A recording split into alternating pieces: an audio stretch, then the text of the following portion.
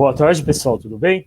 Meu nome é Fernando, estamos aí mais uma live aqui de atualidades. Nossa, faz tempo que eu não faço mais live, pessoal, já sei nem como é que começa, como é que começa uma apresentação. Mas vamos lá, então estamos aqui mais um sábado à noite, 6 horas da tarde, e então vou esperando aí a galera chegar, então quem já tiver aí vem se aproximar, se aproxima, aconchega aí. Vamos começar mais uma live aí de atualidades. Agora a gente está fazendo um formato não tanta toda semana, porque tá uma correria para nós aqui, mas vamos tentar, na medida do possível, estabelecer aí mais novos temas e tudo mais.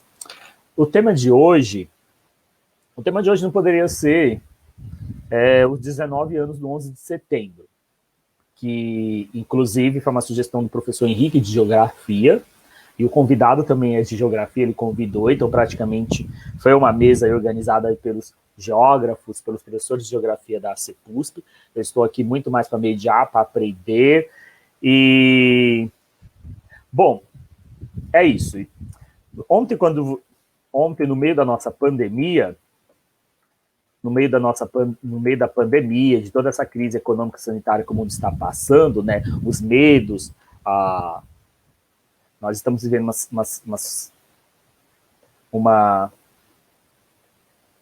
uma sociedade que está com medo, com... Eita, pera, me baguncei aqui, gente. A gente anda, então, com uma sociedade que está com medo do que vai acontecer. A gente já teve uma live falando aí, né, o que vai acontecer pós-pandemia. Foi lá no começo do ano com outro professor de geografia, o professor Alessandro. Então, gera um monte de incertezas, né, esse novo normal e tudo mais. Aliás, quando estava dando uma pesquisada sobre o 11 de setembro e tudo mais, tinha já esse termo falando novo normal, né, o que foi o 11 de setembro para o mundo todo e logo após aí esse evento. Para quem não sabe, ou sei lá, não estava, ou ainda quem não nasceu, quem não nasceu em 2001, ou não sabe do que eu estou falando, do que esse professor está falando, o que aconteceu no 11 de setembro, exatamente. Logicamente, a gente viu ontem nos noticiários sobre a queda das Torres Gêmeas nos Estados Unidos, lá no World Trade Center, no centro financeiro de Nova York. Pois bem, o que foi este evento? Eu vou explicar de uma maneira, inclusive, de uma ideia até de uma memória quase afetiva não no sentido de que eu gostei de ver aquilo, apesar que foi muito engraçado. Eu era um rapaz jovem, né, mais jovem do que eu ainda sou hoje, e eu tinha lá os meus 17 anos, tinha acabado de fazer 17 anos, estava no terceiro ano do ensino médio. Eu não tinha ido para a escola nesse dia, eu estudava de manhã. Então, de manhã passava, eu acho que era Bom Dia e Companhia, que passava no SBT, e já tinha o programa Mais Você, da Ana Maria Braga. Eu nunca gostei de assistir os desenhos da Globo, sempre gostei mais de assistir os desenhos do SBT. Então, eu não fui para a escola, estava com preguiça, como um bom jovem, então eu resolvi colocar o que eu vou fazer. Acordei umas 8 horas da manhã, mais ou menos, eu vou para frente da TV e começo a assistir. Eu estava assistindo algum desenho, alguma coisa assim. Eu me lembro que eu estava comendo pão, margarina, e quando mais ou menos a gente vai salpeando a TV, 8, 9 e pouco, começa a vir uns plantões, começa a vir uns comentários. Eu falei, gente, o que está acontecendo? Aí o plantão... Aí a gente vai 9 horas, que era mais ou menos o horário que caiu, não sei exatamente, mas, gente, o que está acontecendo? Aí põe na Globo também. Gente, tá pegando fogo em cima de um prédio, nossa, que doideira. Eu achando que era um simples acidente de avião que caiu em cima, até porque nos anos 90 era bem comum, até nos anos 2000, aviões caindo em cima de cidades, prédios, etc. Então, nossa, bateu ali no prédio do Trade Center. E tem uma coisa também, né? Naquela época não tinha uma internet, essa coisa de pesquisar. Hoje quando a gente quer saber uma informação, o que é o World Trade Center, o que é isso, a gente já vai direto na internet, pesquisa, vê nas redes sociais, vê o que está acontecendo. Naquela época não tinha isso. Então, eu nem acho que eu sabia qual era o maior prédio do mundo. Eu não lembro de ter essa informação, mas enfim, vi lá. E depois eu estava assistindo, quando eu vi o segundo avião batendo daquele prédio na televisão, eu fiquei assim. E assim foi ao dia inteiro na Globo. Ontem mesmo, eu estava assistindo o Jornal Nacional e basicamente estava falando aí sobre este momento. estava assistindo o Jornal Nacional do dia 11 de setembro de 2001, não de hoje, que falava mais ou menos do que estava acontecendo, aquela sensação do momento. Eu vejo várias memórias também, a questão do medo, a questão do tensionamento, os vários posicionamentos políticos aí ao redor do mundo. Mas antes de prosseguir a minha fala, queria chamar o nosso convidado, né? Senão ele vai ficar mais de 5 minutos esperando aí. Então, eu queria convidar, então, o professor Renato Marques, meu colega aí da CEPUSP. Geralmente difícil a gente se trombar naqueles corredores da CEPUSP, e ele vai nos falar um pouco aí sobre as implicações desse evento histórico, evento geopolítico, evento econômico, e mesmo porque também evento sociológico também. Então, Renato, tudo bem? Boa noite, como é que você está? Tudo bem, Fernando? Prazer estar aqui contigo, né, nesse trabalho legal que a CEPUSP faz, que você está aí tocando aí certo para frente, para falar desse tema, dessa lembrança aí de 19 anos do 11 de setembro. Então, estamos aí, vamos conversar, vamos ter acho que uma boa conversa aí sobre tudo aquilo que envolve, né, esse fato. Você estava onde, Renato, quando aconteceu esse evento? Eu não era tão jovem quanto você, então eu já estava dando aula, estava em sala de aula. Muito interessante, né, porque eu costumo contar sempre assim, terminou a aula, eu terminei minha aula no colégio, estava saindo, né, da aula para ir embora para casa. E aí eu fui alertado do fato pela moça que trabalhava na cantina do colégio. E aí eu estava passando assim em frente, ela falou: Renato, a guerra começou, né? Aí eu falei, meu Deus, a guerra? Que guerra? Não estava entendendo nada. A guerra, olha só. Aí eu vi, assim, naquelas televisõezinhas pequenininhas, preto e branco, que ela tinha lá, certo, em cima da geladeira ali, certo, assim.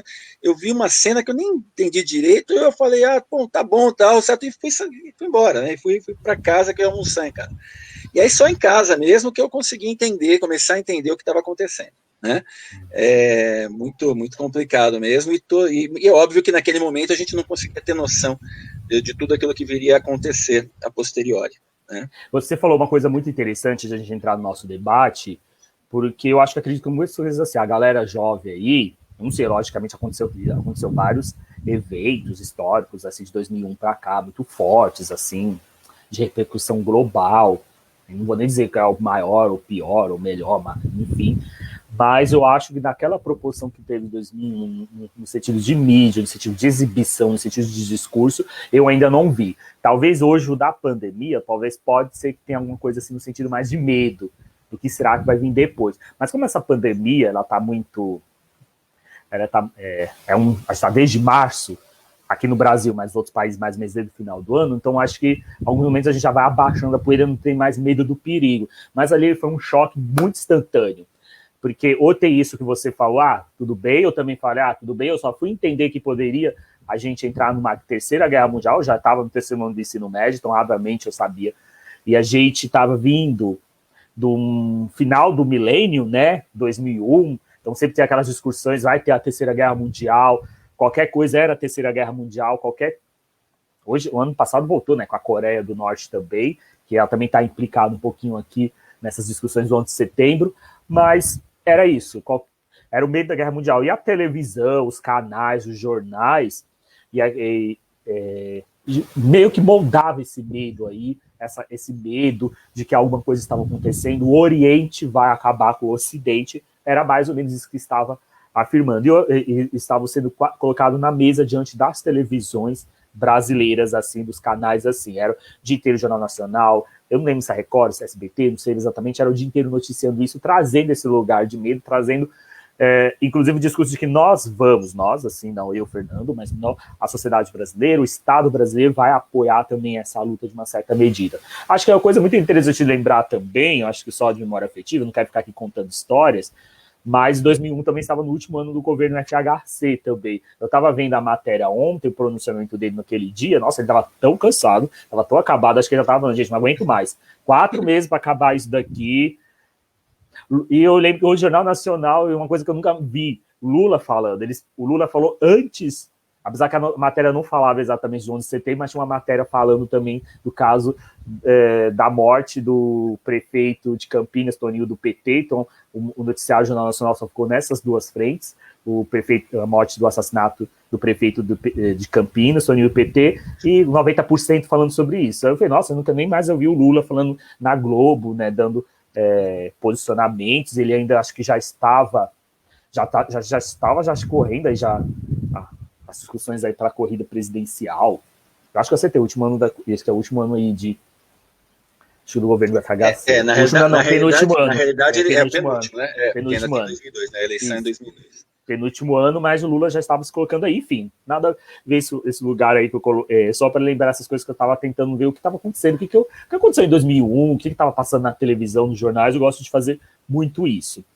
Então, mas bem, é isso que eu estava falando para vocês aí. Outro fato também, né?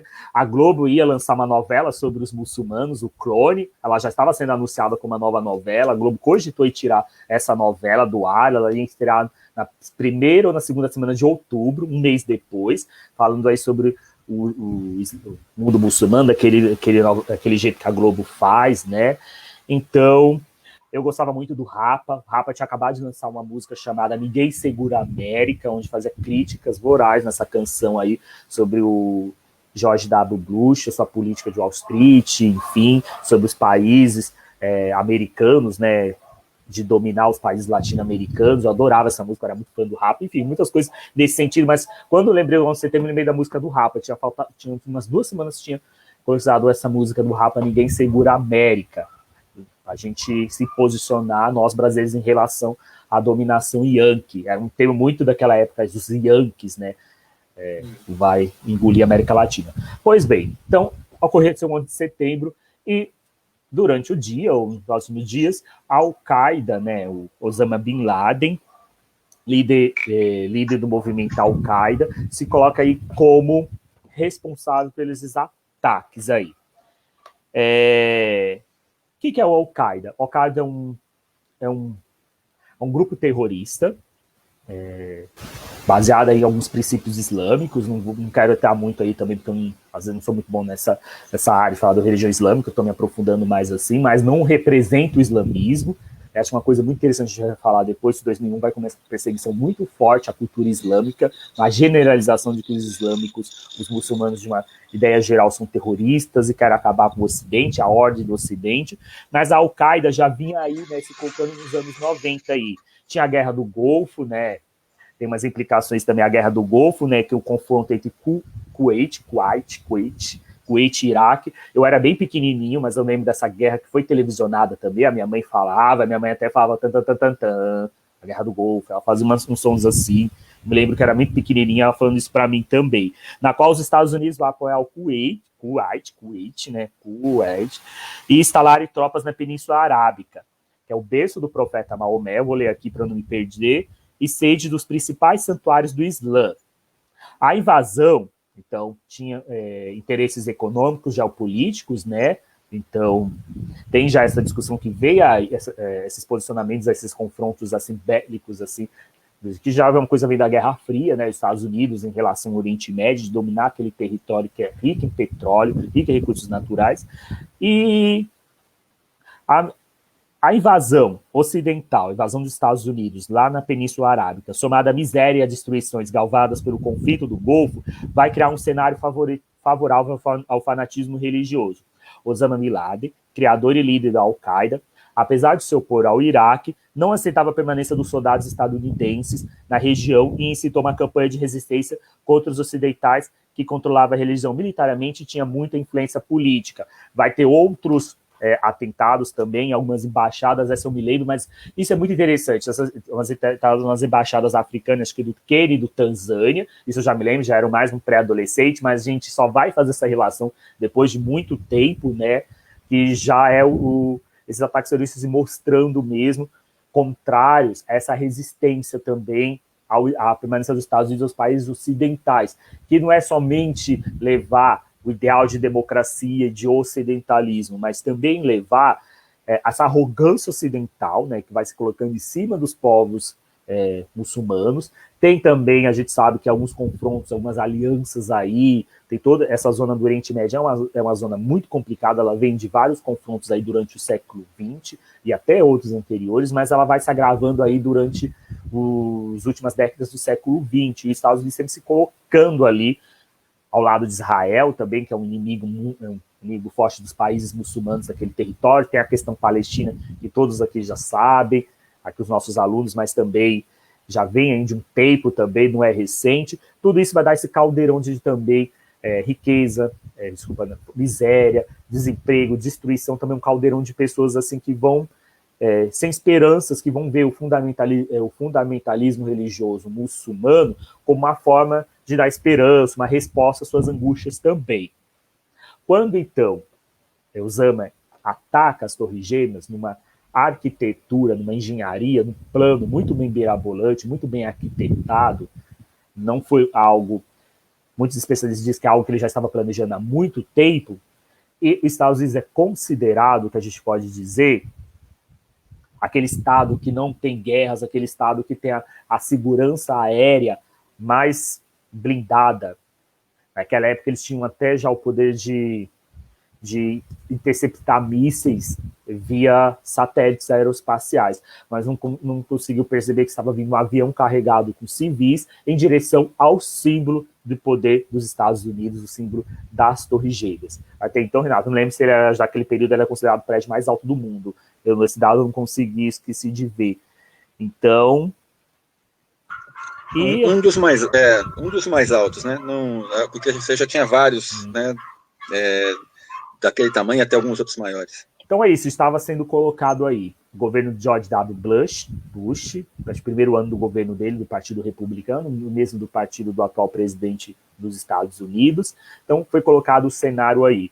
E muita coisa assim mudou, que acho que a gente vai ser o nosso debate aí, antes e depois, essa configuração geopolítica. Muita gente naquele período fala, agora sim, é um novo marco histórico, lá quase Revolução Francesa, né, vamos dizer assim. Muita gente dizia assim, que a gente ia entrar numa terceira guerra mundial, muita gente dizia que, inclusive muita gente achava que eles iam atacar o Brasil também, e eu tava lembrando que até no plano cultural, só para ser mais engraçado, foi feito várias músicas, assim, marchinhas de axé, de pagode, sobre o Talibã e tudo mais, que o Talibã entrou aí como quase o Covid, né, no imaginário popular, nas falas populares. Eu gosto muito disso também, apesar de ter sido uma destruição, ficou semanas falando sobre isso, não ficou só restrito naquela terça-feira do 11 de setembro, foi até o Domingo Legal, o Gugu fazendo teorias da conspiração, enfim, mexeu com o imaginário de um prédio, de um estado, de um país que é todo poderoso.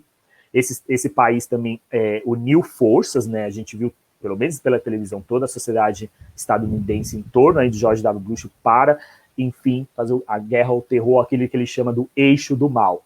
Irã, vamos ver, Coreia do Norte, Irã e Iraque. Só que as forças da Al-Qaeda, ela estava se concentrada no estado Talibã, que era o grupo que estava na frente do governo do Afeganistão, colocando, acho que, o Afeganistão aí como alvo aí dos Estados Unidos aí pós 11 de setembro. Bom, acho que em linhas gerais foi isso, eu tentei jogar um pouquinho com essas memórias, nunca imaginei que aos 19 anos eu ia estar falando sobre isso também, e acho que agradeço muito o convite do professor Henrique, que me propôs esse tema, não estava nem achando, assim, passando por esse tema. E eu acho que é isso, pessoal. Inclusive, antes de passar agora a falar para o professor Renato, se vocês estiverem aí nos comentários, se vocês estiverem aí assistindo, coloca as impressões que vocês tiveram, vocês viram onde, o que vocês acham que estava acontecendo, o que vocês imaginavam daquele período lá, o que poderia estar acontecendo no dia 11 de setembro. Eu queria passar uma fala para o Renato para a gente trocar essa ideia aí, professor Renato, e é isso. Legal, muito, muito bom, Fernando, obrigado. Bom, então vamos lá, né, quer dizer, eu acho que o Fernando faz aí um belo apanhado do momento, né, daquele momento, e assim, o meu papel aqui agora vai ser contar um pouquinho, fazer um preâmbulo a respeito da questão do tema terrorismo, antes da gente entrar diretamente na questão do 11 de setembro. É fundamental que o estudante perceba e tenha compreensão a respeito desse tema. porque ele é um tema extremamente importante na contemporaneidade, ele é um tema que, em atualidades, ele está aí, certo, dialogando com outras situações e circunstâncias da geopolítica, da sociologia, da história contemporânea, e, infelizmente, né, existem visões assim muito deturpadas a respeito de toda essa questão, desde a dificuldade de identificação do objeto de análise, né? Então vai ser mais ou menos nessa linha que eu vou começar, tá? Eu vou começar falando sobre o que seria o terrorismo, né? O que vem a ser o terrorismo. E depois a gente vai, então vou contar um pouco dessa história, certo? Vou contar um pouquinho também um pouco da história pregressa, né, dessa questão do terrorismo, e aí depois a gente adentra de novo, a gente retorna na temática do 11 de setembro em si, das implicações geopolíticas, sociais e econômicas que vai acabar acontecendo. Bom, então vamos lá. A primeira questão que eu costumo dizer sempre é o seguinte, pessoal. O tema terrorismo, ele é um tema um pouco espinhoso, porque nas ciências humanas você tem assim, você tem uma certa dificuldade em fazer a identificação com clareza, né, a respeito do que exatamente, especificamente, vem a ser o terrorismo. São vários os autores que dialogam, que trabalham com a questão do terrorismo, e é claro que eles acabam deixando uma questãozinha de lado, o outro dá uma ênfase maior à outra. Então, o que a gente vai fazer aqui é, de certa maneira, fazer uma compilação do que seria a essência para poder você classificar um determinado ato como um ato terrorista, tá? Então, a primeira questão que entra em cena é que eu trago para vocês aqui, de uma maneira um pouco mais didática, eu vou tentar trazer para vocês aqui alguns elementos que vão nortear a lógica do terrorismo. E eu sei que isso pode causar, no primeiro momento, algum estranhamento para algumas pessoas, né, usar lógica do terrorismo. Por que eu estou começando por esse caminho? Porque uma das falhas que existem no chamado senso comum, né, ou seja, naquilo que está fora da ótica do conhecimento científico, a respeito do terrorismo, é a ideia difundida mediaticamente de que o terrorismo é um ato que é feito por gente destrambelhada, maluca, descompensada, qualquer coisa do gênero, né? A gente tem que entender que o terrorismo, a gente tem, como aliás qualquer movimento social, qualquer situação, circunstância que envolve a sociedade e que você vá criticá-la, né, certo? Você tem que entender que existe uma lógica por trás disso. E desvendar essa lógica, desmistificar, é fundamental para que você possa, então, passar a poder saber como se faz o enfrentamento dessa temática. Então, vamos lá. A primeira questão que eu posso dizer a vocês é o seguinte, é que quando a gente fala sobre o terrorismo e o pensamento terrorista, você tem quatro frasezinhas que elas são fundamentais para poder dar um caminho aí, certo, do entendimento do que vem a ser esse fenômeno, tá? A primeira dessas frases é você entender, certo, que eu sempre levanto, né, essa tese, é que o terrorismo, ele é um ato de força perpetrado contra civis. Esse é o primeiro momento. Ato de força perpetrado contra civis. Com essa expressão, a gente já começa a fazer algumas identificações importantes. Primeiro, é um ato de força, por quê? Porque quando você fala de terrorismo, você está falando de uma ação violenta. Tá? Então, essa é uma questão óbvia aí, né? Uma ação violenta. Pode ser violência física, pode ser violência psíquica, mas é uma ação de violência. Tá? E essa ação de violência, ela tem como alvo civis, uma população civil.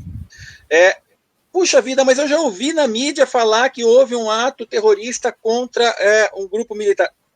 Na realidade, você não pode partir do pressuposto de que um ato terrorista contra militares, que um ato de força, um ato violento contra militares, entre no mesmo enquadramento que um ato contra civis por uma questão básica. Militares fazem parte, certo, de corporações, certo, que tem como profissão o ato do combate. Então, uma ação de força contra militares é uma declaração de guerra e não um ato de terrorismo. Tá? Civis não esperam, em hipótese alguma, serem atacados. Militares sabem que ser atacado é uma das possibilidades da sua função. Então, um ato contra militares é declaração de guerra. Um ato contra civis, um ato de força contra civis, aí entra no espectro do terror. Esse é o primeiro ponto. Tá? Então, com isso, você já identifica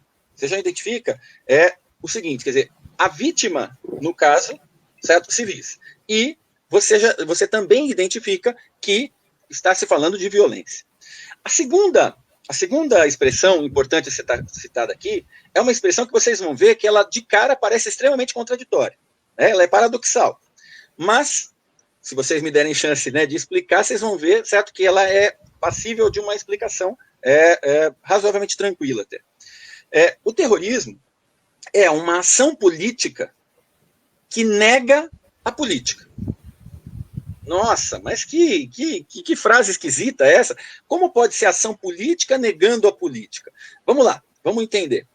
Ela é uma ação política porque o terror, ele sempre vai ter alguma motivação de caráter político, que envolva disputa de poder. Ou seja, ele tem como motivação uma causa. Aliás, esse é um dos fatores que vai diferenciar, por exemplo, um ato violento cometido por terroristas de um ato violento cometido por algum outro grupo, por um grupo marginal, tá? Um grupo que, por exemplo, busque, né, recursos, extrair recursos para os seus proveitos individuais, um ato criminoso. O terrorismo, ele tem sempre por trás o quê? Uma causa. Tá? Então, nesse sentido, é um ato político, uma ação política. Agora, ele é uma ação política que nega a política. Como assim? Bom, ele nega a política no sentido em que ele está a negar uma das faces fundamentais da chamada arte da política, que é a arte da negociação. Quando você pensa em política, você pensa em quê? Você pensa na possibilidade de dialogar. Não é por acaso que um dos sinônimos do poder legislativo é parlamento, a casa em que se parla, né? Do italiano parla, fala, né? Em que você negocia. A política envolve a negociação. O terror, ele é um ato de força, tá? Que busca bloquear a negociação. Ele parte de um pressuposto, tá? Em que o agente do terrorismo ele vai acreditar que é impossível permanecer negociando.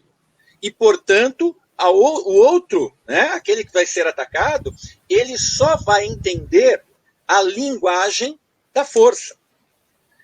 E aí eu peço um pouco de paciência para vocês para poder pegar e mergulhar um pouquinho nessa questão, porque eu acho que ela remete a alguns outros pontos bem interessantes, assim, né? O Fernando estava falando agora aí, certo, do momento contemporâneo que nós estamos envolvidos, ele falava sobre a questão da pandemia, e é de conhecimento geral, né, mesmo da população menos afeita às discussões políticas, que nós vivemos no Brasil e em parte substancial do mundo uma grande crise da democracia. O momento contemporâneo no século XXI é um momento em que se discute terrivelmente, né, certo? Até que ponto a democracia vem sendo atacada, né, minada por dentro, atacada, certo, por vários movimentos antidemocráticos pelo mundo afora. O pensamento, essa ideia, certo? Olha só que interessante, né? Essa ideia que move o terrorista de que não dá para negociar, não dá para poder participar desse processo, certo? Porque o outro lado só entende a força, o uso da força, ela é uma ideia antidemocrática, ela é uma ideia autoritária. E ela é uma ideia autoritária, tá? Que, em outro nível de gradação, mas ela se aproxima também, certo, de outros movimentos que não são terroristas, mas que também são antidemocráticos. Ela se aproxima, muitas vezes, de um discurso que é possível que você, estudante, certo, já tenha ouvido aí, certo, próximo de você, certo? Que é esse discurso de, essa coisa de ficar aí na política, negociando, isso tudo é sujeira, isso tudo não tem nada a ver. Quando, na realidade, o que demonstra aí é meramente uma dificuldade em aceitar as fragilidades, né, de uma lógica de negociação. Vou abrir um parênteses rápido para poder enfatizar essa questão da lógica da negociação. Eu costumo dizer sempre para os estudantes que me acompanham que sentar numa mesa de negociação, quando você vai sentar numa mesa de negociação, quando você vai discutir demandas de poder, só existe uma certeza. Eu e você, sentando para negociar, só existe uma certeza. Que ambos vão perder. Ambos vão perder alguma coisa. Porque na hora que você senta para negociar, eu desejo 100. Eu desejo conquistar 100%. Você deseja ceder 0. Na hora que os dois sentam, ambos têm que estar predispostos a diminuir os seus desejos. Eu desejo 100, só que eu sei que eu não vou sair da negociação com 100. E você deseja 0 e sabe que não vai sair com 0. Porque se nós dois sentarmos na mesa de negociação e ambos chegarmos e falar assim, eu quero 100, eu vou falar, eu quero 100 e eu não abro mão de 100. E você falar, não, eu quero 0 e não abro mão de 0, então não estou negociando. Então eu estou apenas, então, somente querendo impor a minha vontade ao outro. Parte substancial do pensamento autoritário, e do pensamento autoritário que muitas vezes vem travestido de uma ideia de purismo, não, é porque a minha proposta ela é a mais maravilhosa do mundo. Eu costumo dizer sempre o seguinte, aqui dentro existe um mundo ideal. No mundo ideal de cada um de nós, tudo é maravilhoso. Só que a política, ela pressupõe o quê? Ela pressupõe chocar o meu mundo ideal com o mundo ideal de você que está aí desse outro lado me vendo. Com o mundo ideal daquela pessoa que está andando lá na rua. Com o mundo ideal de sei lá quantas mais pessoas. E cada uma delas, com as suas maravilhas que estão apenas aqui dentro, tem que entender que para se construir um mundo real, é necessário que haja a construção de um consenso. E essa construção de consenso, ela não vai acontecer diante de pensamentos autoritários e totalitários. Dito isso, voltando, né, para a linha de raciocínio que eu estava seguindo, o que eu quero dizer é o seguinte, eu não estou aqui para poder julgar, né, o movimento A, B, C, seja lá qual for. Eu só estou fazendo uma análise que, a partir desse pressuposto de que o ato político, a ação política busca negar a política, negar esse lado da negociação, ela é, sem dúvida alguma, uma ação autoritária. Então, vamos lá. Eu já defini duas linhas aí, certo? Eu falei da ação de força, do ato de força, né? Certo? Contra civis, e agora do quê? De uma ação política, certo? Portanto, é uma ação que é movida, tem como motivação uma causa, e que busca negar a política. Ou seja, ela, na realidade, ela apresenta, certo? Um caráter autoritário. Certo? Ela pode até ter, na história pode ter grupos que tiveram razão e outros não. Né? Mas a visão do cara, do terrorista, é a seguinte: esses caras não vão aceitar o que eu estou falando. Certo?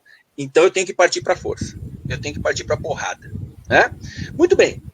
Ainda nessa linha, né, como eu falei que são 4, né, frases, aí, certas expressões que são importantes para poder mobilizar essa ideia, entra em cena a terceira. Né? Que aí parte uma espécie, certo, de aviso do terror para o restante da população. É quando se diz o seguinte, a frase que sintetiza isso é a frase: todos são culpados. Na visão do terror, todos são culpados. Ou seja, ela é uma frase que mostra uma abrangência generalista, certo? Ela generaliza. E isso vai aparecer. E é muito interessante a gente perceber isso pelo seguinte, o que acontece? Muitas vezes, as pessoas que não estão envolvidas num fato como esse, elas tentam pensar apenas, então, somente dentro da lógica, né, a lógica de quem não está envolvido. Então ela fala, mas meu Deus, olha só onde já se viu, os caras atacaram lá aquelas pessoas que não tem nada a ver com aquilo, nada a ver com aquele problema. Na visão do terrorista, tem sim. Na visão do terrorista, todos daquele lugar, todos daquele país, todos daquele grupo, têm que entender o quão vítima esse grupo, certo? Ou essas pessoas às quais eles representam, ou dizem representar, quão vítimas elas são. E diante disso, certo? O calar-se diante das atrocidades cometidas contra esse grupo, ele é uma certeza, tá? de concordância com o agressor. Diante disso, todos são culpados. A generalização é completa. Então percebam que a abrangência da visão do terrorista, ela é enorme, certo? O pensamento terrorista, ele realmente generaliza, ele não se preocupa ali em distinguir se a sua participação naquele processo foi ativa ou simplesmente foi uma participação passiva. Então, essa é a terceira linha de raciocínio que precisa ser colocada. Né? Uma quarta, que vai aí, certo, que eu vou trazer, é a questão, certo, também uma outra frase, certo, aí, né, de impacto, que é a seguinte, ninguém está a salvo. É importante entender que dentro da leitura, certo, do ato terrorista, o mais importante do ato terrorista, que sempre é um ato, aquilo que a gente chama na ótica dos conflitos, não é aquilo que a gente chama de uma guerra assimétrica. Uma guerra assimétrica. Ou seja, os grupos terroristas, eles, em geral, certo, eles partem de uma ideia que é uma ideia geralmente de uma fragilidade perante um grupo mais forte. Tá? Então, você tem uma assimetria de relações aí. Diante dessa assimetria, o objetivo maior do terror é menos aquela vítima direta que ele vai atingir e mais criar uma sensação que vai, daí o nome terror, aterrorizar uma população maior. Aterrorizar uma população maior e difundir a mensagem que ele está lançando. Então, diante desse fato, como é que a coisa se constrói? Né? Ninguém está a salvo. Tá? Ninguém aqui, certo, está salvo. Eu tenho capacidade, terror, posso atingir qualquer um. E se essa mensagem for passada, é o sucesso do discurso do grupo terrorista. Retomando o que o Fernando colocava alguns minutos atrás, eu costumo dizer o seguinte, né? Quando a gente relembra 11 de setembro, é óbvio que o que fica na nossa memória, o que vem assim, certo, como, né, o brilho primeiro, certo, né, que aparece na nossa mente, é claro que é a cena das torres sendo atingidas, tá, e ruindo. E diante desse fato, o que a gente pode dizer? Né? A gente fala o seguinte, bom, em primeiro lugar, é o seguinte, quem elaborou, quem pensou, as mentes que pensaram aquele fato, tiveram uma base cinematográfica, né, hollywoodiana, fantástica, né? Porque a ideia do ponto de vista estético é uma ideia impressionante. Ora, nós vamos pegar uma torre, né, gigante, vamos lançar um primeiro avião, e esse avião vai colidir. Quando esse avião colidir, é possível que não tenha gente filmando. Se tiver, melhor. Mas se não tiver, não tem problema. Porque depois da primeira colisão, automaticamente todos os olhos vão se voltar para lá e vai se filmar aquilo. E a partir desse momento, vem um segundo, alguns minutos depois, vem um segundo avião para se colidir. Então isso é algo assim realmente digno daqueles filmes da década de 70 do cinema catástrofe, né, de Hollywood. Muito bem. De qualquer maneira, o que eu gosto de afirmar é o seguinte: por mais que essa imagem seja a imagem que salte aos olhos, tem algo que nós não vimos, tem uma imagem que nós não vimos, que não foi divulgada, né, mas que ela cala aqui no nosso inconsciente. que não é desses 2 aviões. Aí vamos lembrar que foram, como o Fernando disse, foram 4 aviões que foram sequestrados, né?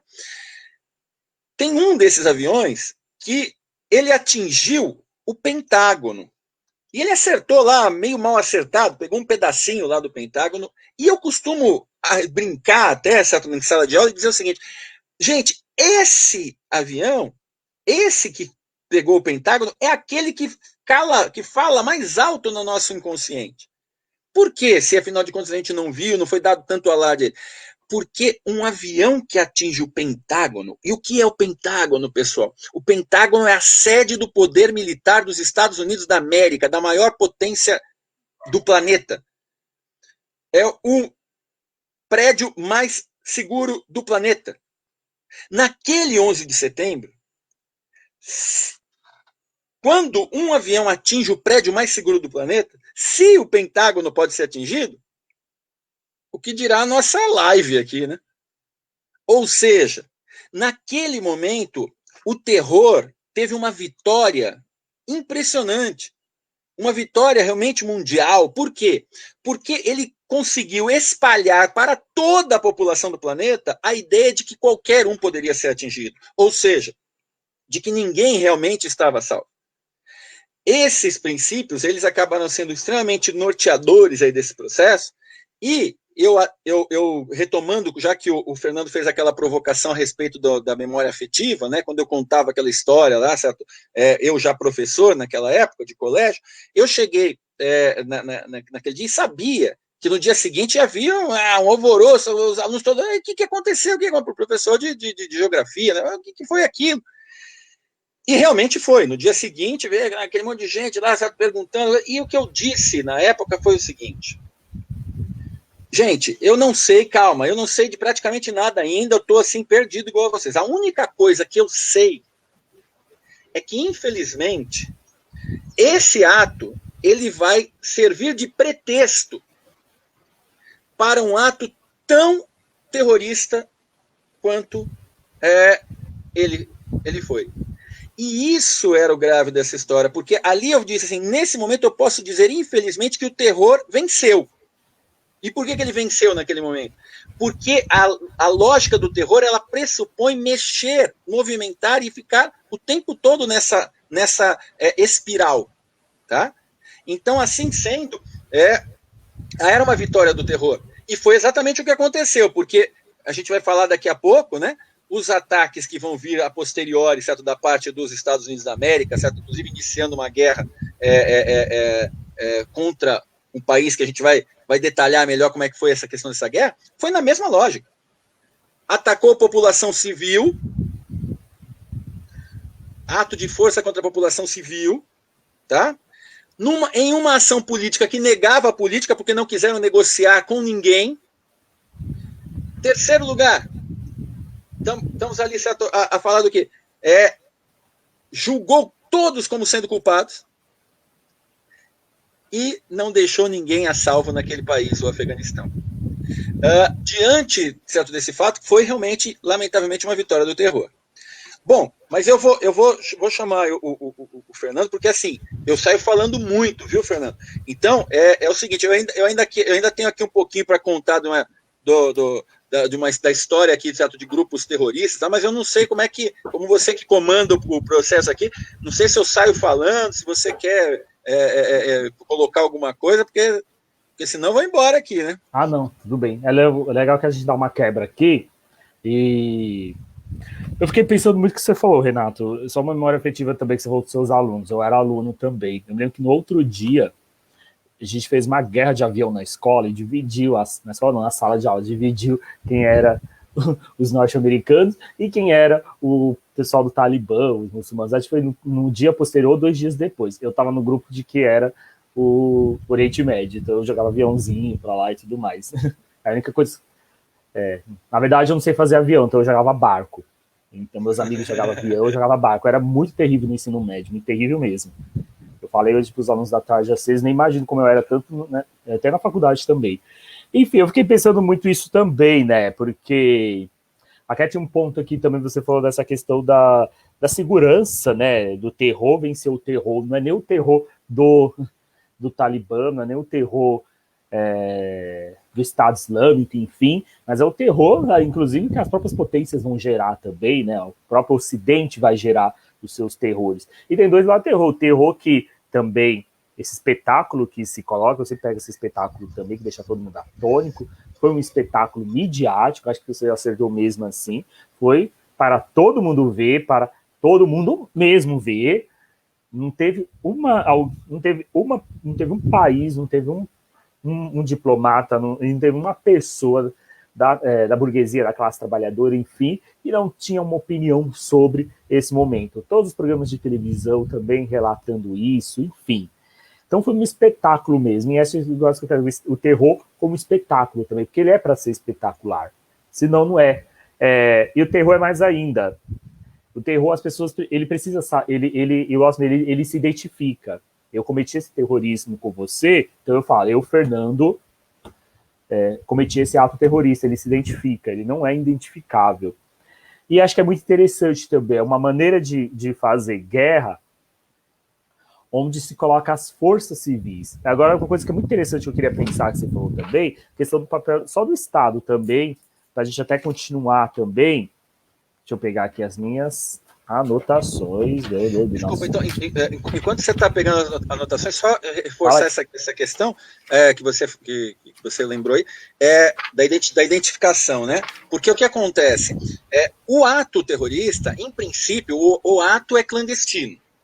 Tá? Isso é fundamental, assim, porque se ele não for clandestino, ele vai ser, como entra dentro daquilo que a gente chama de guerra, de conflito assimétrico, né, entre forças assimétricas, o ato ele é clandestino. Porém, como ele tem por motivação uma causa, ele precisa se identificar a posteriori. Porque senão seria apenas, então, somente aterrorizar por aterrorizar. Mas não, é aterrorizar para, de alguma maneira, conquistar para a sua causa. Tá? Então, daí que ele começa clandestino e depois ele tem a necessidade realmente da identificação.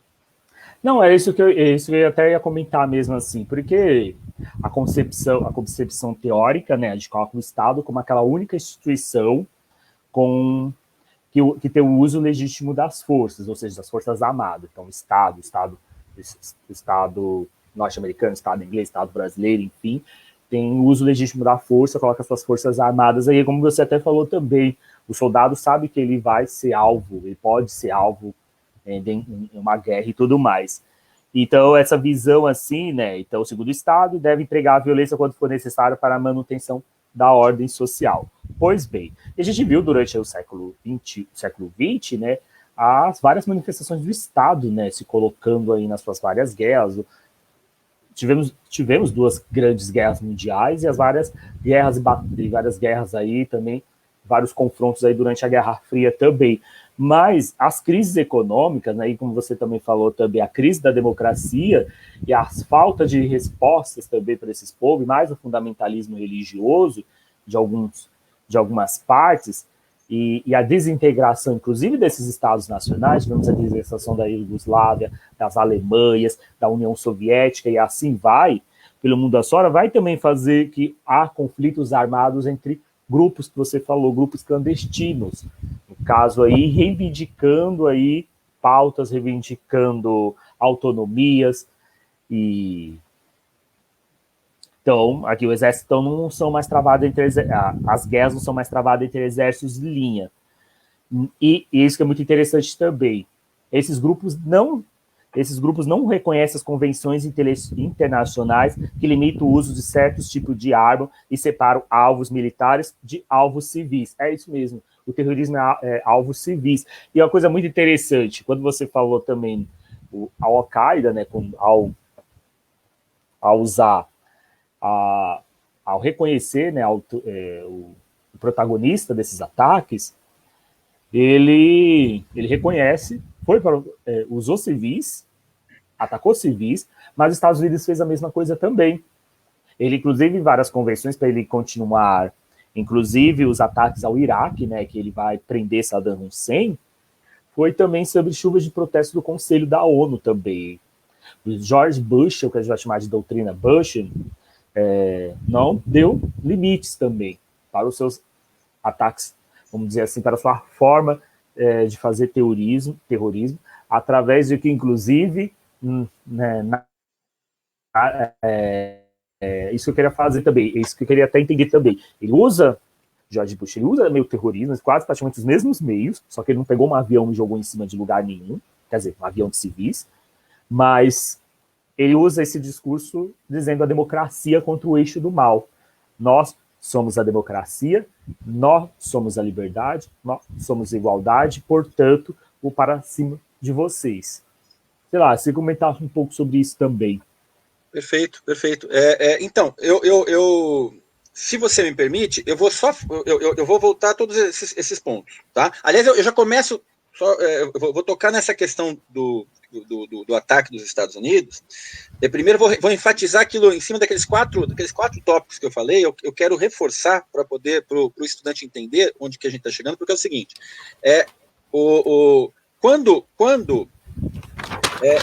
embora, veja bem, vamos lá.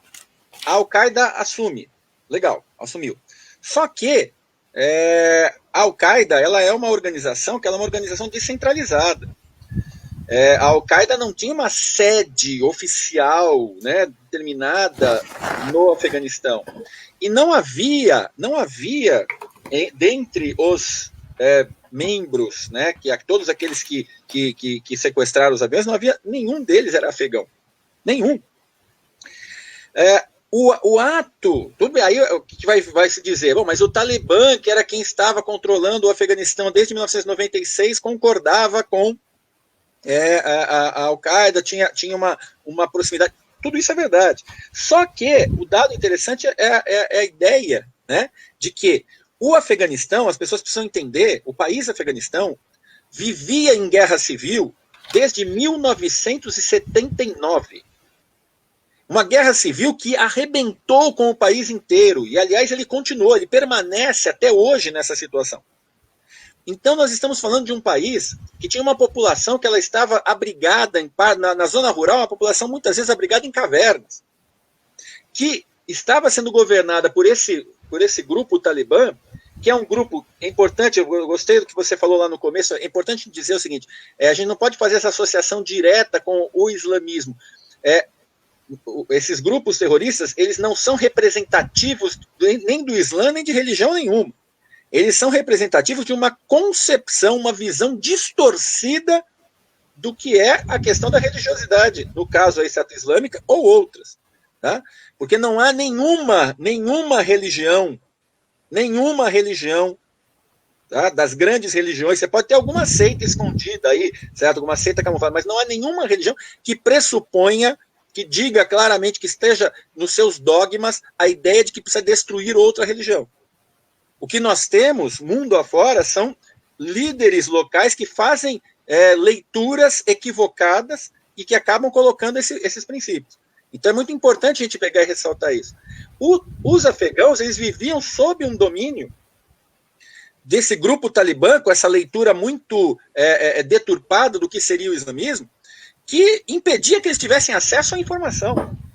Então, quando caem as Torres Gêmeas, a maioria da população do Afeganistão sequer soube que aconteceu isso e sabia que raio que era a Torre Gêmea. Dentro dessa lógica, então você está jogando, todos são culpados, você está atacando inocentes, né, bombardeando essas pessoas. São civis, porque sequer exército o Afeganistão tinha. Um exército formal não tinha, porque era um país totalmente já dividido, fraturado por essa guerra civil, né? Então ali atacam a população civil, né? E se coloca, então, assim, com as mesmas lógicas, as mesmas regras do terror. Mas, desculpe, eu vou contar rapidamente essa historinha que eu falei, que eu acho que é importante para poder o estudante em casa entender que o terrorismo não nasceu ontem. E também que o terrorismo não é um fenômeno de religiões ou de grupos, né, que estejam aí contemporâneos. Nós temos o terrorismo em vários momentos da nossa história. O primeiro momento que eu queria ressaltar, lá na antiguidade, tá? No primeiro século da era cristã, vamos lembrar que exatamente ali na região da Judéia, né, existia um grupo político que tentava enfrentar a ocupação do Império Romano, que eram os Zelotas, né, e mais ou menos ali no ano 70 do primeiro século que nós temos depois de Cristo, nesse grupo surgiu, no meio desse grupo surgiu um pequeno núcleo que ganhou o nome de sicários. E por que sicários? Porque sica era uma faca pequena, uma adaga. Tá? E esses caras, como eles queriam expulsar o Império Romano dali da Judéia, o que eles faziam? Os sicários, eles se envolviam, se imiscuíam no meio da população, e ou eles feriam, matavam romanos, ou então aqueles judeus que eram simpatizantes, aqueles judeus que eram colaboracionistas da invasão do Império Romano. Isso lá no primeiro século da era cristã. Posteriormente, tá certo, no século IX, nós vamos ter o quê? Nós vamos ter, por exemplo, dentro lá no Irã, não era Irã, perdão, Irã não tinha nascido, na Pérsia, né? Então, os persas, certo? Existia um grupo que se formou ali, certo, na Pérsia, que ganhou o nome de a Ordem dos Assassinos. Essa Ordem dos Assassinos também tinha esse elemento da camuflagem, porque as suas lideranças elas determinavam ataques a outros grupos, e o que esses caras faziam? Eles pegavam, se vestiam de populares, assim, certo? Iam lá e também causavam a possibilidade, certo, de morte aos inimigos. Também dessa maneira camuflada. Quando a gente salta para a contemporaneidade, vamos lembrar que a primeira vez que vai se usar o termo terror é na Revolução Francesa. E aí entra em cena um componente interessante, porque quando a gente estava falando aqui do ataque da, entre aspas, resposta dos Estados Unidos ao 11 de setembro, a gente estava falando de uma ação, também uma ação que pode ser classificada com a mesma lógica de terror, da mesma maneira como foi a outra. A gente tem que tratar de um tema interessante que é o chamado terrorismo de Estado. O terrorismo de Estado ele perpassa a história contemporânea. E lá na Revolução Francesa, quando os jacobinos chegaram ao poder, eles implementaram uma fase que eles mesmos denominaram o terror, que foi o momento em que se pegava a cabeça dos opositores e colocava na guilhotina. Uma ação do Estado, era quem estava controlando o Estado naquele momento. Né? Vamos entrar no século XIX, e no século XIX, né, um lugar de muita efervescência, de disputas políticas importantes, e que vai ter, certo, uma participação de grupos de terrorismo importante, é a Rússia. Tá? Ali, certo, na Rússia, um grupo chamado Narodinaya Volia, certo? Na década de 1870, esse grupo ele começou a fazer um enfrentamento contra o czarismo com várias práticas camufladas, várias práticas de terror, certo? Numa tentativa de luta aí, certo, para derrubar o czarismo. Certo? Depois se adentra no século XX, e no século XX a gente vai ver o terror como uma ação sendo cada vez mais encampada por grupos de luta anticolonial, tá? Certo? Grupos certo, locais, certo, em vários países, nessa tentativa, certo, de enfrentamento a algum poder visto por esses grupos como poder arbitrário. Então a gente tem, por exemplo, como exemplos, a figura do IRA na Irlanda, né, tentando resistir à ocupação dos ingleses.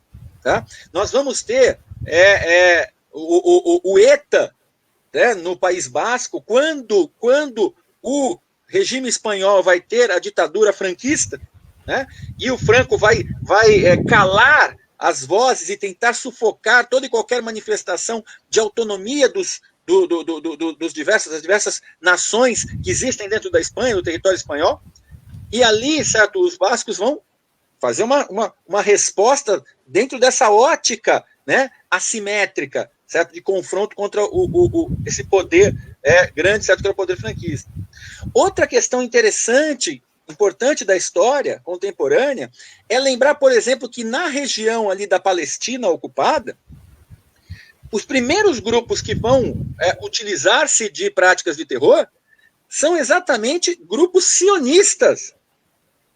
Hoje se fala muito, os árabes, não, mas quem começa práticas de terror são grupos sionistas lá na década de 1930, quando ainda havia uma ocupação britânica na Palestina, e esses grupos, os dois mais famosos, o Irgun e o Haganah, esses grupos eles vão cometer atentados contra os ingleses, para quê?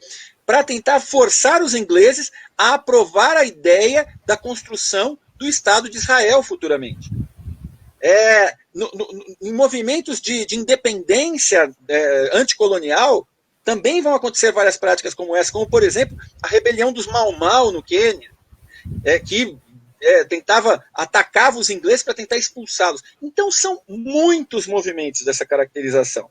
Agora, quando chega às décadas de 60, 70 para cá, 1960, 1970 para cá, entra um componente novo nessa história, que é a ideia de que os grupos que antes exclusivamente praticavam seus atos de terror dentro do seu limite geográfico da sua nação, do seu país, eles começam, com cada vez mais aumentando essa lógica de uma aldeia global, gradativamente vai aumentando, esses grupos começam a praticar atos que envolvam núcleos muito maiores. Então você começa a ter grupos que vão começar gradativamente a fazer sequestros de aviões.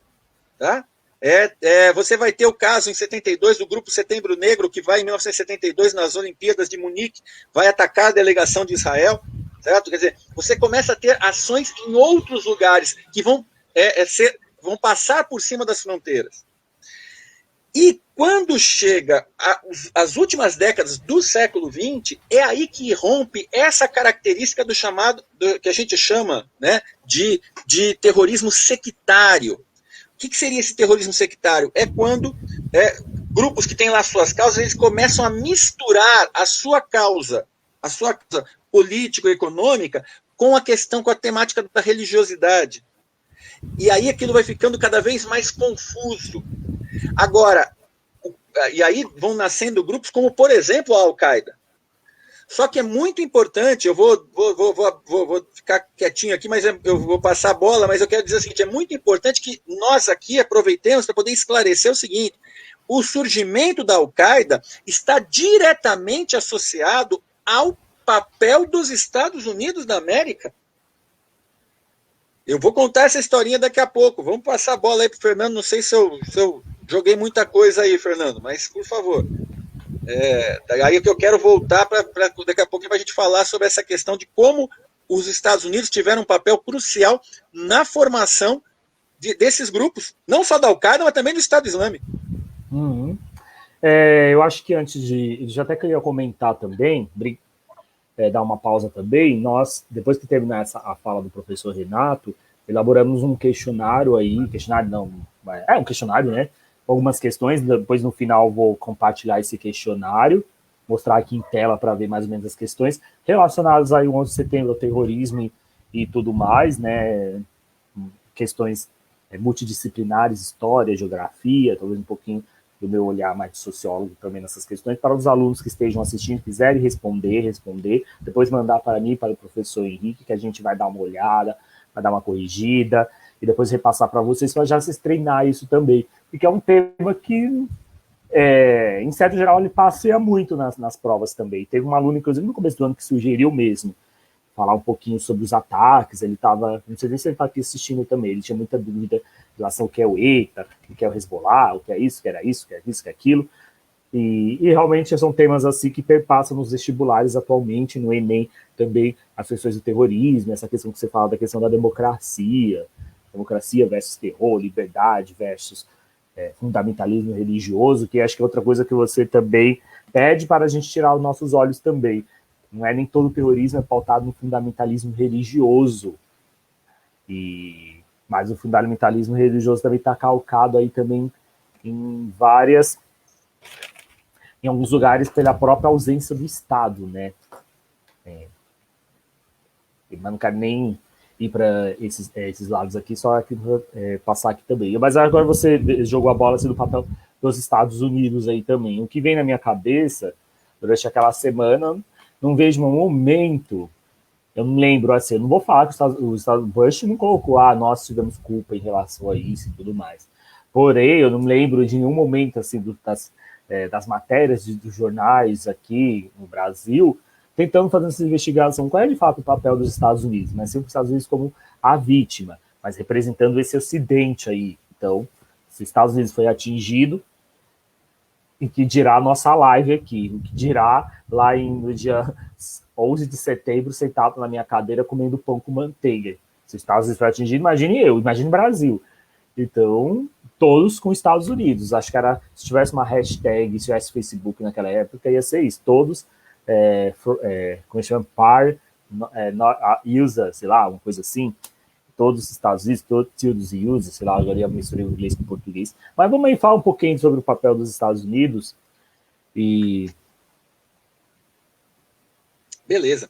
Então, não, porque a questão, assim, a gente precisa se situar, né, historicamente, pontuar. Eu já adianto o seguinte, né, para quem está aí ouvindo, eu não estou dizendo, tá, já vou me adiantar, eu não estou dizendo que aquelas pessoas que foram vítimas da ação brutal dos ataques devam ser culpadas ou criminalizadas pelo fato porque o governo dos Estados Unidos tem a ver com certo colocada. Não é isso, né? Porque senão a gente estaria partindo para uma lógica de generalização semelhante a qualquer pessoa, a qualquer terrorista, tá? A mesma mentalidade. Não é isso, a gente tem que ter uma mentalidade um pouco mais complexa, né? Um pouco mais sofisticada, saber elaborar e entender o seguinte, né? Entender, outra coisa importante, né, que quem fala isso muito é o Noam Chomsky, né, é entender que a Al-Qaeda, por exemplo, né, ou o Estado Islâmico ou algum grupo desse, ele não é representativo das multidões de deserdados no mundo. O problema é que quando você cria multidões de deserdados, de pessoas desesperançadas, elas acabam abraçando esses falsos profetas, não profeta no sentido religioso, mas falsos profetas de soluções absurdas, que acabam adentrando nesse tipo de situação e circunstância. Então, assim, eu quero deixar isso claro para poder seguir a minha explicação. O fato, claro, que essas pessoas não são vítimas, mas a gente precisa colocar o dedo na ferida e lembrar o seguinte: como surge essa tal de Al-Qaeda? Ela vai surgir também aos poucos a partir do fenômeno de 1979, de novo voltando a 79, que eu falei aqui, que foi o início da guerra civil que vai se dar dentro do Afeganistão. Essa guerra civil, ela acontece por quê? Porque havia ali, certo, se coloca um governo no Afeganistão com total apoio do imperialismo soviético. A União Soviética vai manter um governo, certo, ali, certo, dentro do Afeganistão, que atendesse aos seus interesses socioeconômicos naquele território. E naquele momento, os Estados Unidos enxergaram ali uma oportunidade de criar para a União Soviética um Vietnã, fazer do Afeganistão a mesma coisa que foi o Vietnã para os Estados Unidos, ou seja, um campo de derrota. Quem está falando isso não sou eu, Renato. Quem deixou isso, claro, textualmente, foi o Brzezinski. Quem que foi o Brzezinski? Brzezinski era assessor militar do presidente Jimmy Carter, democrata, lá em 1979. Isso é registrado. Inclusive, ele usa o termo Arapuca afegã para a União Soviética. Como é que foi essa Arapuca afegã? Os Estados Unidos começaram a organizar núcleos de resistência ao domínio da União Soviética, na tentativa de derrubar o governo da União Soviética para poder chamar a União Soviética ali para dentro. Era o choque dos dois imperialismos durante a Guerra Fria. E onde que eles foram buscar, certo? Um exército para poder pegar e fazer esse enfrentamento? Eles procuraram no mundo, no Oriente Médio, tá? Principalmente na Arábia Saudita, em segmentos da sociedade saudita e depois se espalha para outros lugares, onde o discurso, esse discurso enviesado, esse discurso torto, que se diz representativo da religião islâmica, mas não é, mas onde esse discurso tinha guarida. Então eles chegam, certo? E começam a articular. E é ali que aparece essa figura, que depois vai ficar tão famosa, do cidadão chamado Osama Bin Laden. Osama Bin Laden vai ser o principal recrutador de guerrilheiros que vão ganhar o nome, os Mujahedin, tá? Certo? Que serão guerrilheiros que vão lutar com o intuito. Olha aí a questão da mistura da temática religiosa. Eles querem se libertar, eles querem expulsar a União Soviética, e o que vai alinhavar, o que vai unir esses caras? O discurso religioso. E os Estados Unidos vão incentivar esse processo, vão colocar dinheiro juntamente com a Arábia Saudita, com o governo da Arábia Saudita, que é aliado figadal dos Estados Unidos, da mesma maneira como Israel é ali dentro do Oriente Médio. O governo da Arábia Saudita, certo, vai ajudar nesse processo de financiamento.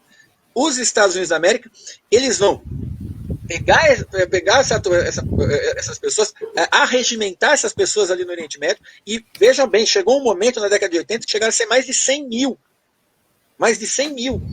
que vão exercer o papel de conflito para poder expulsar a União Soviética. Realmente vão conseguir. 10 anos depois eles expulsam a União Soviética. Só que eles já não vão mais apenas desejar expulsar a União Soviética. Aí, o que vai acontecer com a sociedade estadunidense, lamentavelmente para o povo dos Estados Unidos, que não tem nada a ver diretamente com essa lógica do que foi determinado pelos seus governantes, mas o que vai acontecer é que vai vir aquela famosa expressão do ovo da serpente, né? Aquela que nós falamos, por exemplo, para a sociedade, né? A respeito, por exemplo, da expansão de movimentos fascistas, movimentos autoritários, totalitários. Você tem que tomar cuidado, você não pode chocar o ovo da serpente. Por quê? Porque a serpente não vai achar que você é a mamãe dela. Ela não vai achar que ela é sua filhinha, ela vai te picar. Ou seja, quando você abre espaço para esses grupos que começaram cada vez mais a ter armamento, treinamento, dinheiro, em busca de pegar, na visão deles, eles vão expulsar os soviéticos e a gente vai ter uma vitória na Guerra Fria sobre eles. Eles expulsam, só que eles se voltam contra todos aqueles que, de alguma maneira, representam algo diferente daquela leitura muito particular, muito deturpada do que seria o islamismo. É aí que a Al-Qaeda nasce. E você citou alguns casos importantes, como o atentado na Tanzânia, outros já vinham, esses grupos, antes mesmo de chamar Al-Qaeda, eles já vinham cometendo outros atos durante a década de 80 mesmo, e vão prosseguir.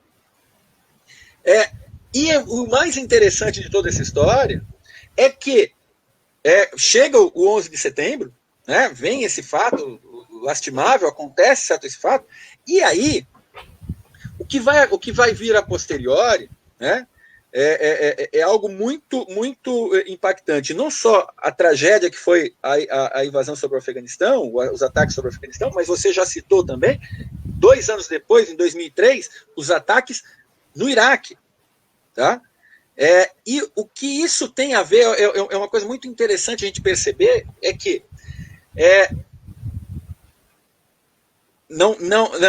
o fato do 11 de setembro, ele vai realmente causar uma transformação na realidade geopolítica mundial.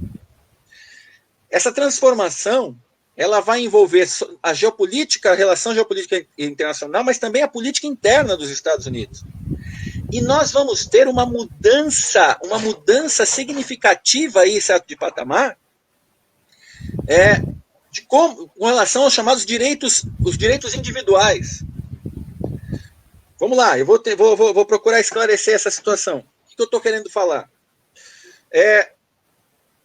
O governo George W. Bush aproveitou muito bem, tá? E depois desse ato terrível, trágico, o que ele fez? Ele pega e vai impor para o resto do mundo uma linha de pensamento que era a linha da chamada hegemonia dos Estados Unidos.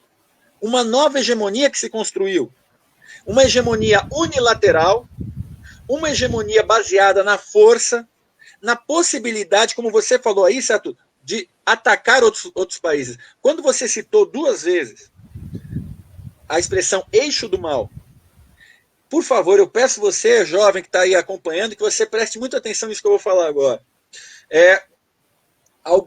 No início de 2002, em janeiro de 2002, o presidente George W. Bush faz um discurso no Congresso, e esse discurso que ele faz no Congresso, ele vai enfatizar algumas coisas realmente assustadoras. Uma delas é essa ideia de eixo do mal. Há no planeta um eixo do mal, formado por Coreia do Norte, já citada aqui, a Coreia do Norte, Iraque, Irã, e ele coloca também uns outros aí que são os adjuntos, certo? Ele vai colocar a Síria, a Líbia e Cuba também.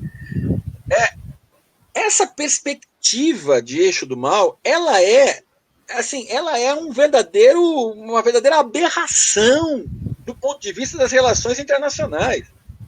Sinceramente, só uma sociedade amedrontada, só uma sociedade que está ali, certo, vivendo uma cultura do medo, pode aprovar uma situação tão eu estou até tentando pensar aqui que adjetivo que eu vou usar, certo? Mas assim, tão estapafúrdia. Parece muitas vezes, eu costumo brincar, né? Quer dizer, o eixo do mal, só faltava ele querer enfrentar o Darth Vader.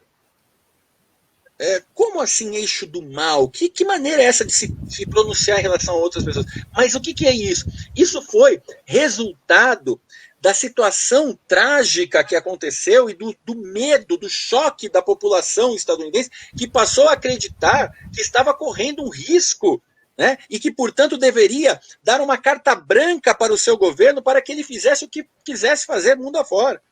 Foi uma oportunidade impressionante do ponto de vista geopolítico para os Estados Unidos inventarem uma guerra contra o Afeganistão, uma guerra que tinha como... É importante o jovem entender, você sabe qual foi a justificativa da guerra contra o Afeganistão? Caçar o Bin Laden. Ninguém faz guerra para caçar uma pessoa. Ninguém. Mas eles vão usar isso como argumento. E, a posteriori, depois, vão inventar uma outra, pior ainda, que eles mesmos desmentiram um ano depois. Vamos invadir o Iraque, porque o Iraque tem armas de destruição em massa. Isso em 2003. E em 2004, não só o Bush, como o Tony Blair, primeiro-ministro na época do Reino Unido, os dois assumem dizendo não há armas de destruição em massa no Iraque. E os dois países já estavam totalmente destruídos. Então, dentro dessa perspectiva, é importante a gente entender, quando ele vem e fala assim, no seu discurso, o eixo do mal, ele dá uma justificativa que é para poder o quê? Fazer uma política de avanço dos Estados Unidos sobre aquela região. Além de eixo do mal, ele faz ele usa uma outra expressão nesse discurso. Guerra preventiva. Me desculpe, Fernando, me desculpe o Henrique que está aí, certo? Aí por trás, certo? Não está aparecendo, mas está nos ouvindo. E principalmente me desculpem vocês que estão em casa de ter que falar de uma coisa dessa que é uma verdadeira insanidade. É uma insanidade alguém falar em guerra preventiva. Sabe o que quer dizer guerra preventiva? Quer dizer o seguinte, que eu, como eu sou poderoso, eu digo que você vai me atacar, então eu te ataco antes. Isso é realmente, certo, completamente descabido. Mas foi aceito o mundo afora, com poucos questionamentos. Por quê? Porque os Estados Unidos estavam passando por um drama terrível e, portanto, tudo justificava. O 11 de setembro foi utilizado como justificativa e como pretexto para que os Estados Unidos saíssem avançando de forma esmagadora com a sua geopolítica de dominação. Mas você quer saber, Fernando, quer saber o que é mais assustador nessa história? Eu vou pedir licença a vocês, eu vou ler 3 linhazinhas bem rápidas. Eu peguei aqui um discurso, aqui um trecho, que é de 1992, de 18 de fevereiro de 1992. É um trechinho minúsculo de um discurso de um cara que foi assessor do George Bush pai, que era presidente nessa época, e depois foi assessor do George Bush filho, um cara chamado Paul Wolfowitz. Esse discurso ele foi descoberto pelo New York Times, foi divulgado pelo New York Times. Isso gerou uma tensão enorme, eles tiveram que pegar e arquivar esse discurso. Isso em 1992. E ele dizia o seguinte, olha o trechinho: no Oriente Médio e no Sudeste da Ásia, nosso objetivo geral é permanecer a potência externa dominante e preservar o acesso dos Estados Unidos e do Ocidente ao petróleo da região. Isso aqui é de 1992. É a base do que vai ser a doutrina Bush, do que vai ser a doutrina do eixo do mal, do que vai ser a doutrina da guerra preventiva. E quando você fala que aqui no Brasil estava todo mundo, puxa, os Estados Unidos... Isso se dá devido ao triste papel que grandes corporações midiáticas acabam tendo em difundir, em divulgar sem questionamento as determinações, por exemplo, do Departamento de Estado dos Estados Unidos. E quando eu falo isso, por favor, você que está ouvindo, se fosse determinação do Departamento de Estado de outro país, eu ia criticar da mesma maneira. A questão não é ideológica, a questão é entender que a nação dominante, a potência hegemônica, ela impõe goela abaixo da população. E isso com o quê? Com a pactuação dos grupos midiáticos que acabam fazendo isso como se fosse sem esse questionamento, sem pegar e trabalhar a ideia de, espera um pouquinho, vamos ver um contraponto dessa história, né? Vamos entender, será mesmo? Né? E aí quando você lá no começo falou sobre a islamofobia que foi criada a posteriori, né? É muito importante entender isso, o sofrimento, né, de parcelas da população mundial, por exemplo, que acabaram sendo excluídas a partir desse tipo de princípio. Eu costumo brincar, né, assim, brincar, claro, com todo o cuidado do mundo, mas eu costumo dizer o seguinte, quando populações amedrontadas são presa fácil de regimes autoritários, de governantes autoritários. Por quê? Porque quando você fica amedrontado, você vira criança. Você volta para a sua infância. Aí, quando você está na sua infância, você não consegue raciocinar de forma muito clara. É por isso, por exemplo, que quando a mãe da gente, ela quer fazer você comer, você é bebezinho, a criancinha, ela quer fazer você comer, você fala, não quero, ela começa a apelar. E aí ela fala coisas meio assim, tipo, come senão o bicho-papão vai te pegar. E aí a criança fala, o bicho-papão. Bicho-papão é tão feio que a gente nem existe imagem do bicho-papão. Então, né? Ai, meu Deus. Então ele come. Uma sociedade... O que aconteceu no pós-11 de setembro é que nós passamos a ter uma sociedade amedrontada. Todo mundo começou a achar que ia ser vítima de terrorismo o tempo todo. Então, com esse medo, a criança aceita comer aquilo que ela não gosta e o adulto aceita perder os seus direitos. E, sem questionamento, ele acaba pegando e aderindo, e beleza, que seja assim. É muito importante, nesse sentido, vou destacar mais uns pontos aqui.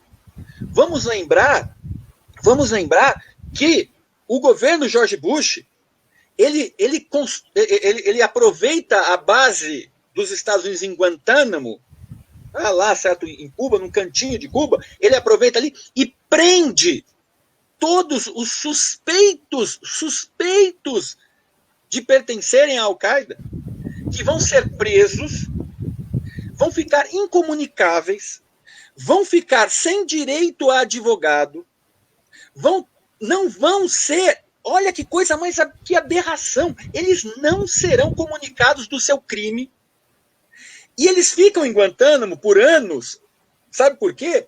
Porque eles vão estar estando ali, eles ficam à margem de qualquer legislação. Eles não estão dentro do território dos Estados Unidos, então eles ficam à margem da legislação dos crimes comuns nos Estados Unidos, e eles estão à margem da Convenção de Genebra, que garante os direitos dos prisioneiros de guerra. Esse governo dos Estados Unidos, aquele que vai, o porta-voz da democracia, constrói essa coisa demoníaca, assustadora. Mais um detalhe, é ali que você vai ter torturas, inúmeras torturas, não só ali, mas também lá em Abu Ghraib. Você, jovem que está em casa, dá uma pesquisadinha depois da aula e vai ver o que foi Abu Ghraib. Uma prisão, certo? Em que a tortura acontecia o tempo todo. E quando eu falo do papel da mídia, eu queria destacar mais uma questãozinha. Nessa mesma época,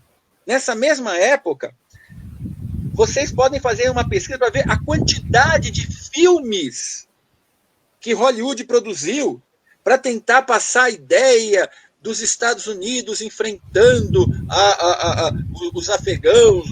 E, aliás, isso é comum, né? Porque toda a história hollywoodiana ela é recheada dessas situações. Mas eu queria chamar a atenção não para um filme cinematográfico, mas para uma série de TV que foi lançada nessa época, que se chamava 24 Horas.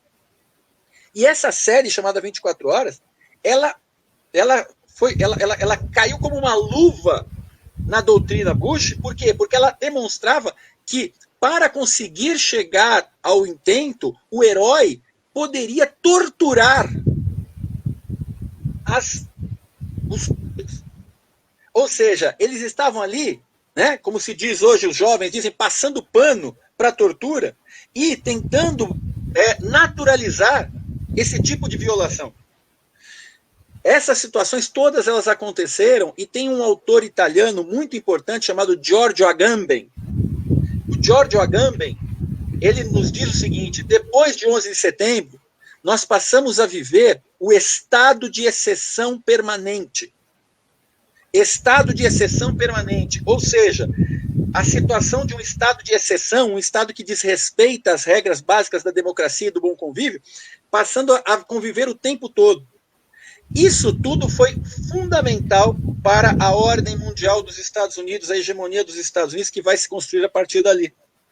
E que só vai ser barrada por uma série de outras situações, assim, não vai ficar tão forte, porque aí você vai ter outras questões que não dá para a gente pegar e entrar aqui, como a crise de 2008, a recuperação econômica da Rússia, da China, o enfrentamento na Síria e outras questões assim. Mas eu quero enfatizar esse ponto, de como o Bush, como ele lucrou politicamente para impor essa visão unilateral, e o resto do mundo, de certa forma, aceitou, né? Acabou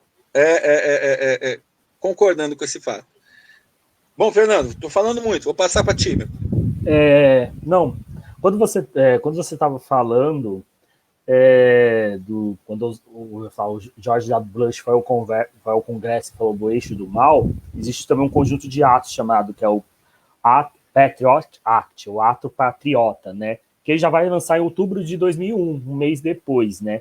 O que é? São um pacote de medidas de segurança que vai estabelecer o aumento da vigilância em portos, aeroportos e locais públicos, o direito de violar correspondências, conversas telefônicas e e-mails sem autorização judicial e a liberdade para prender e interrogar suspeitos de terrorismo sem o devido processo judicial. É o próprio governo também, através de um ato, né, construindo uma situação de medo também. Eu estava lendo algumas entrevistas aí dos estadunidenses desse período e também de alguns anos depois, sempre tem esse 11 de setembro, saem muitas matérias falando, né, refletindo sobre, né. Muitos falaram, muitos se colocavam nisso, se é para manter a segurança do meu país, se é para manter a segurança da minha família, enfim, a minha segurança, eu abro mão das minhas liberdades. E eu estava lendo a matéria que 10 anos depois de 2011, tinha pessoas que ainda, os norte-americanos ainda se colocam na situação de medo, como se fosse uma situação, uma sociedade amedrontada. E se você reparar, agora a gente não vai nem para outros caminhos também, é o que a maioria dos presidentes norte-americanos, ou um presidente que tem esse cunho autoritário, ameaça comunista, ameaça coreana, ameaça chinesa, ameaça não sei do quem, e assim ganhando capital político, assim ganhando, enfim, sobrepondo outras nações também. Renato, também eu até estou aqui pelo andar da hora também, eu acho que talvez já está um pouco mais, já passou 1h30, geralmente já é um momento aí para a gente ir para os finais, mas assim, eu quero saber se você quer conversar, quer continuar, tem mais algumas coisas para falar também, e agora, para a gente ir mais esse bloquinho final também, eu não tenho muito a acrescentar neste momento, eu só vou explicar depois a didática das questões aí para a galerinha, e eu vou pedir para o Henrique daqui a pouco compartilhar o questionário, viu, Perfeito. Henrique? Mas continua, você finaliza aí. Não, perfeito, Fernando. A gente, claro, acho que é isso mesmo. Acho que a gente conseguiu tocar nos pontos principais, né?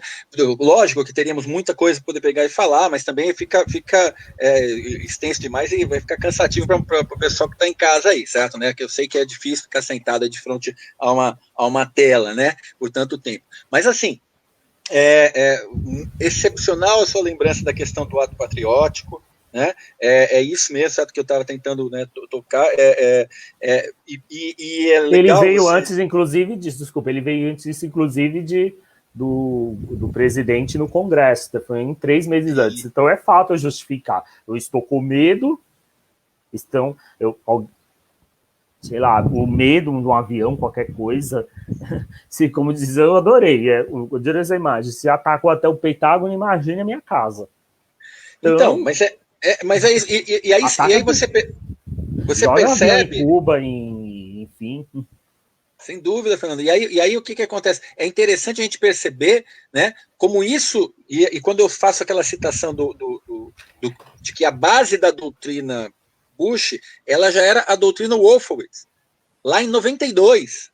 Quer dizer, aquilo estava, né, porque aí é importante só para o pessoal entender que o governo do George W. Bush, ele foi assim a consumação do chamado movimento neocon, né, os neoconservadores que começaram a ganhar força lá no governo Reagan, no início dos anos 80, continuaram com os 2 governos Reagan, depois com o governo do pai dele, George Bush pai, só que o George Bush pai, que foi quem fez a primeira invasão do Iraque, na Guerra do Golfo, né, aquela que você lembrou que sua mãe falava do nananana, né, certo? O pai, né? Eu nem sei se tinha esse barulho, minha mãe que fala isso, pode ser. Eu sempre falo que entrou no relato das pessoas, isso pode lembrar um som aí, e é isso. Não, perfeito, mas o dado é que o Bush pai não conseguiu continuar, porque aí ele foi derrotado pelos democratas. Mas quando o Bush filho volta, ele volta e consegue implementar essa ação. Né? Isso é muito, muito chocante, como isso já vinha sendo construído.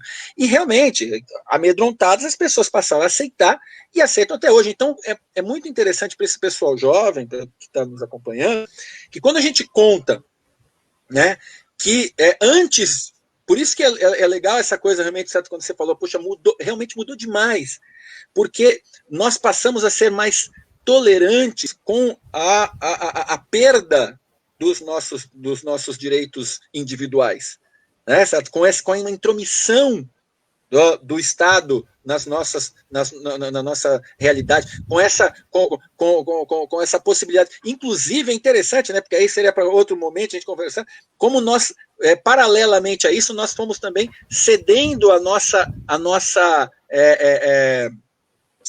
nossa intimidade, né? Certo? A gente foi aceitando, certo, abrir a nossa intimidade, como o Estado passou a se aproveitar disso. Mas, assim, eu não quero me estender mais, eu quero só dizer que a iniciativa do Henrique, sua, certo, é muito legal, eu fiquei muito feliz em poder passar esse tempo aqui com vocês, né? Se tiver outro convite, já pidão aqui, já me antecipo, se tiver outro convite, voltarei, com outro tema, certo? A gente pode discutir quando for necessário. Fico muito feliz, tá? E assim, espero que o pessoal tenha podido aproveitar, né? Tenha podido ajudar em alguma coisa. Eu posso, enquanto você vai, queria te mostrar o questionário e agradecer, né? E também já colocar tanto você ou o Henrique, principalmente em saias justas, comprometer. Eu gosto muito dessas datas assim comemorativas, assim, para a gente pensar algumas coisas. Então, em 2021 vai ser os 20 anos aí do 11 de setembro. Eu acho que a gente poderia ir dentro da CEPUSP. Então, o Henrique aí, né, eu, você, o Henrique aí, fazer uma série, mas não uma, né, uma série de debates, não sobre o 11 de setembro propriamente dito, mas esse monte de assuntos aí, esse eixo, assim, não, talvez debate, mini curso, live, sei lá, uma exposição de fotos, mas alguma coisa assim também que fala, que acho que tem muita coisa que você falou assim, tem tanto que não é esse que a gente está falando, o setembro, eu gosto dessa coisa, não é um caso isolado, não foi nossa, foi a primeira coisa que aconteceu de terrorismo, ou foi o ápice, não, foi um evento histórico que aconteceu num desencadear de outros eventos históricos, geopolíticos, que estavam acontecendo no mundo, que estão ainda, e ainda reverberam, a partir disso, reverbera de outros que vêm anteriormente também. Então, acho muito interessante pensar isso. A gente pode pensar, inclusive, sim, Expopare ano que vem, pensar uma série de atividades nesse sentido aí, pensar conservadorismo, pensar. Desculpa. Neofascismo, enfim, dava para pensar uma série de coisas aí para ano que vem. E eu queria. Então, essa aula, as atividades assim, para ano que vem vai ser muito da hora. Assim, imagina isso dentro de um mini curso com esses autores aí, Agamben, Weber. É que se não for o Weber, mas colocando o Weber aí na conta já. O Weber lá com o Estado. Nossa, você falou, lembrei lá dos contratualistas, Locke, Hobbes, principalmente o Hobbes, enfim, Foucault, a gente pensava uma série de atividades, inclusive com essas leituras assim abertas para todo mundo. Eu já estou aqui já coisando aí. Eu só estou esperando o Henrique passar o questionário. Eu já estou aqui já sonhando já. Mas vamos ver se sonhando a gente vai. Passar o questionário que eu queria mostrar assim, pessoal. Nós, como eu falei assim, em alguns momentos da live, nós preparamos umas 5 questões, né, Henrique? Dissertativo, vocês escreverem, vocês colocarem as ideias, né? A partir do que vocês falaram do vídeo, a partir das leituras que a gente colocou neste vídeo. Eu queria. Então, aqui está o questionário, Guerra ao Terror, os ataques de 11 de setembro. Então, Henrique, se você quiser ir passando aí, né, esses dados também, para a gente saber. E é aberto para todo mundo, né? Não necessariamente pode ser os alunos do cursinho, outros alunos de outros cursinhos quiserem responder, outras pessoas que não estão em cursinhos quiserem responder, fica à vontade. Então, a gente tem uma pergunta, volta aí, não. Volta. Tem uma charge, né? O mundo mudou depois de 11 de setembro, uma questão da FGV, falando sobre a doutrina Bush, que foi as últimas falas que nós aqui, nós não, o Renato falou. Então, a gente elaborou essa questão. Pode passar aí, meu chegado. Então, a questão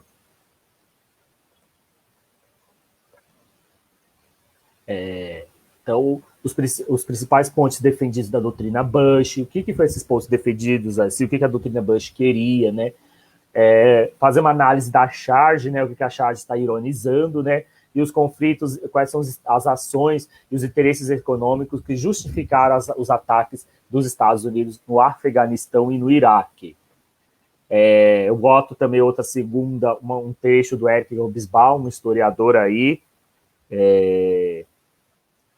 muito importante aí nas análises contemporâneas, da história contemporânea, né?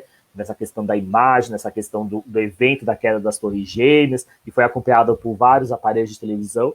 Eu peço para a gente analisar aí, né, o que foi essa guinada histórica pós 11 de setembro, né, o que a gente pode destacar. Aí vocês podem fazer um breve apanhado das falas que a gente fez aí, isso aí que a gente pode destacar o pós 11 de setembro. Que guinada é essa que o Eric está falando? O que mudou depois do 11 de setembro? Ou se mudou alguma coisa, ou se intensificou algo. E um texto um pouquinho maior também, eu gosto da história do século XX, de 1974 aos dias atuais, mas esse aqui é mais assim uma coisa muito mais, o texto muito mais para conhecer mesmo, né? Mas ele se baseia no texto, na charge e também nas nossas falas do vídeo, para falar um pouco dessa questão do espetáculo e do terror. Acho que é basicamente isso as nossas questões, espero que vocês gostem, leia aí, mude aí, vocês mandam aí, na medida do possível, nós vamos olhar, depois fazer uma devolutiva até a próxima live, que vai acontecer daqui a 15 dias. Provavelmente vai ser, a gente está vendo aí o tema, mas acho que elas vão mais para o campo da arte. E acho que é isso, professor Renato. Acho que queria agradecer a presença de todos que assistiram aqui, nesse sábado à noite, e pelo conhecimento, Nossa, tem 3 comentários já.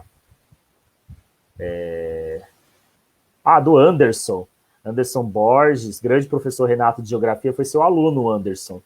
Você está vendo aqui, foi meu colega de sala na faculdade.